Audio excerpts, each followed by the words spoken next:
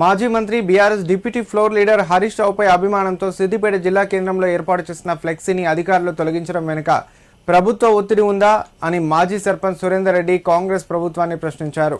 సిద్దిపేట జిల్లా చిన్నకోడూరు మండల కేంద్రంలో నిర్వహించిన మీడియా సమావేశంలో ఆయన మాట్లాడుతూ హరీష్ రావు ఎదుగుదలను చూసి ఓర్వలేకే ఇలాంటి చర్యలకు పాల్పడుతున్నారని విమర్శించారు.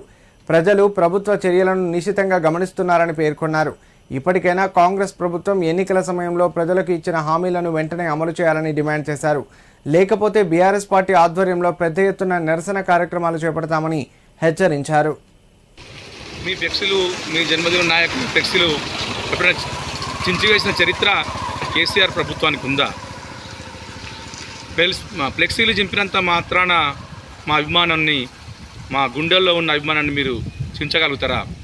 ఇది ఒకసారి రేవంత్ సర్కారు ఈ చించుడు మీద ఆలోచన చేయక వడ్ల కొనుగోలు కేంద్రాలలో రా, నీ కొడంగల్కు అయినా సరే వడ్ల కుప్పలు ఎత్తి ఫస్ట్ మా సిద్దిపేట ప్రాంతం కానీ తెలంగాణ మొత్తం జిల్లాలలో ఇప్పుడు వర్షాకాలం కొద్ది రోజుల్లో ప్రారంభమవుతుంది.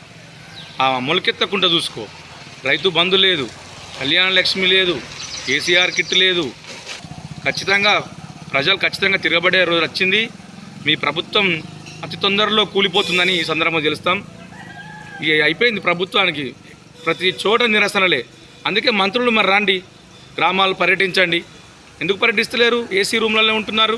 ఎమ్మెల్యేలు ఎక్కడైనా వడ్ల కొనుగోలు కిందకి వచ్చారా? సరే మీరు సీట్లలో, మీరు రూమ్లలో కూర్చొని కూడా వడ్లు ఎత్తిపోయండి. మీరు రాకుండా అవసరం లేదు. ఒకసారి రండి. ప్రతి గ్రామంలో ఎన్ని కుప్పలు ఉన్నాయి, అసలు లారీలు రావట్లేదు. ప్రభుత్వం దాని మీద పెట్టండి. ఒక మంచి నాయకుని అభిమానమే ఫ్లెక్సీలు చింపుడు, ఏమైనా అంటే కేసీఆర్ చీనాలు పోగొడతా, ఇది కాదు. ప్రజలకు మంచి చేద్దాం. ఎవరైనా సరే, ప్రతిపక్షంలో ఉన్నా పాలక పక్షంలో ఉన్నా.